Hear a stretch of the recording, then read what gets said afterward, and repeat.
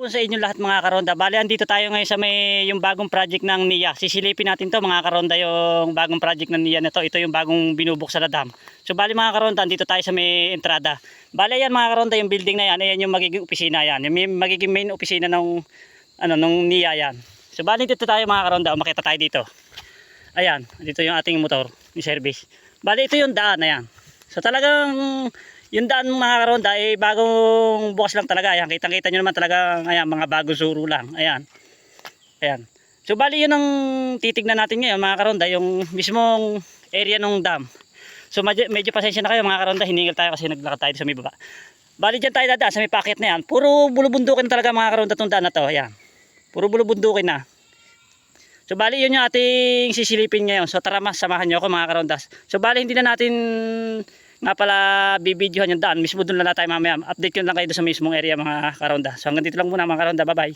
Update mga karonda. So nakarating na dito tayo sa may mas malapit na area. Dito sa may mismong bungad ng paggagawa ng sara. Ayan mga karonda.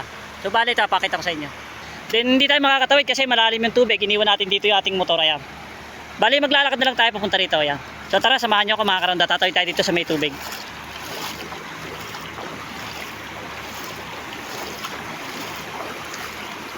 Bali medyo malakas pa mga karonda yung agos ng tubig niya o yung current. Ayan.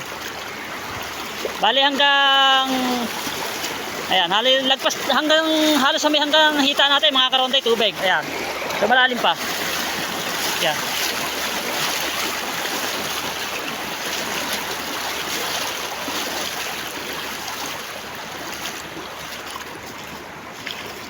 So tara, samahan nyo ako. Silipin natin.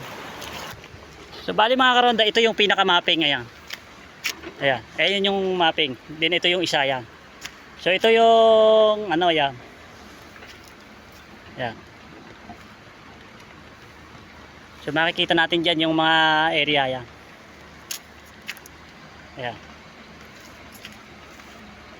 So bali ito yung mga road na pag napinis mga karonda yan.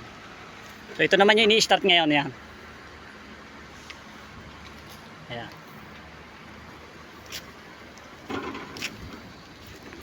Yo, update mga karonda. So bali ito yung dito padadaanin yung pinaka yung tunnel mga karonda yan. Sa may hinuhukay na yan yung tunnel. So bali andun pa sa may dulo doon yung gagawing pinaka main na sara.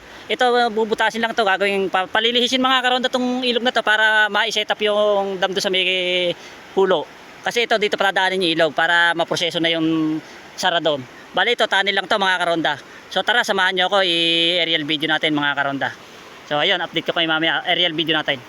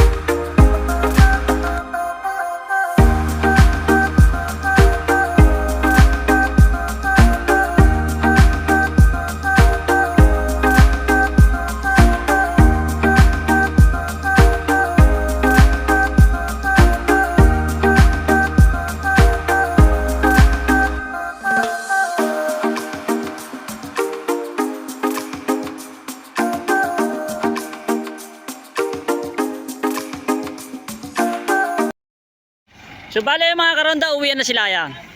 Ayan. So kasi gabi na yan. Mga nag-OT na to mga karonda. So ayan. Bale pwede palang umakyat tayo doon. Kaso gabi na mga karonda, susunod na tayo aakyat doon.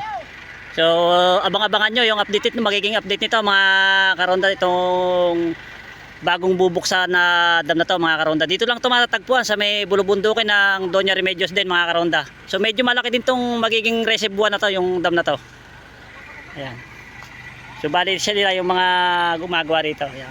So bali yun mga karonda, tapos na tayo mag video rito. Ayan. So bali tayo, pauwi na tayo mga karonda. So bali ayan yung ating pinuntahan na yan. So abang-abangan nyo mga karonda yung mga update natin dito about dito sa binubundaw na to mga karonda. So hanggang dito lang muna inyong karonda. Hanggang sa muli. Bye bye!